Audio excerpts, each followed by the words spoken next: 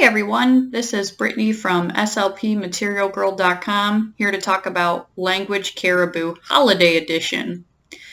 If you've ever played the physical board game Caribou, it's a lot of fun. The idea is you get 5 balls in which you put in the 3 different holes at the top of the board game. The balls then hide behind the picture cards, and then students or you and a student take turns picking picture cards to find all 5 balls, and whoever finds the most balls or finds the last ball gets to open the treasure box. This, however, is a digital version of what I've just described. This is, Language Caribou. All right, so I'm going to start the slideshow so you guys can see. So whenever you play, if you purchase this game, whenever you play, you do slideshow from current slide. That's how you'll see the game pieces. Okay, so here's our first board. It's Halloween themed. You could, as a teacher, as a special ed, a special education teacher, or as a speech language pathologist, working in the schools, you could play this game, depending on what your goals are.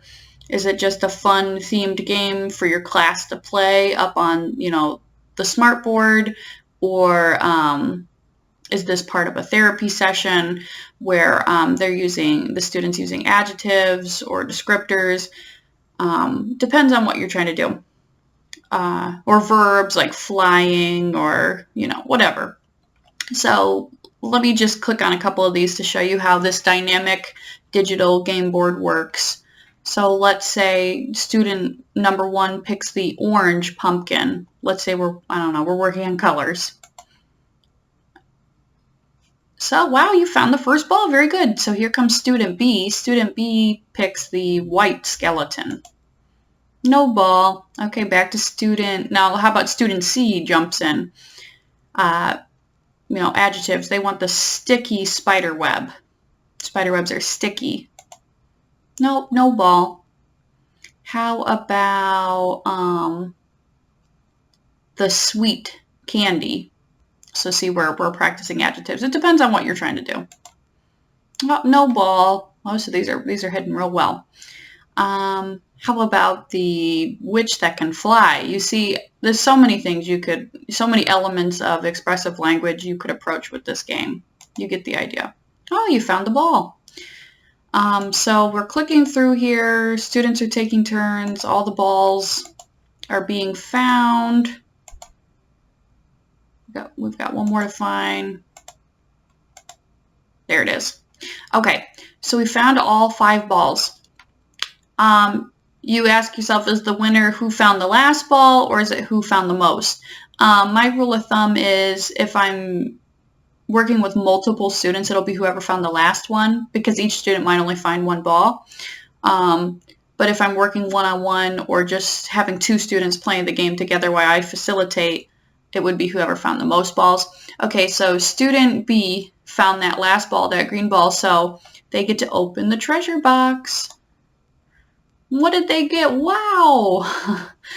They got a box of treasure, a Nintendo Switch, an iPhone, a pizza, a s'more, a TV, a pony, and a drone. So lots of, and not to mention all this fabulous gold. What are you going to spend all that gold on, student B?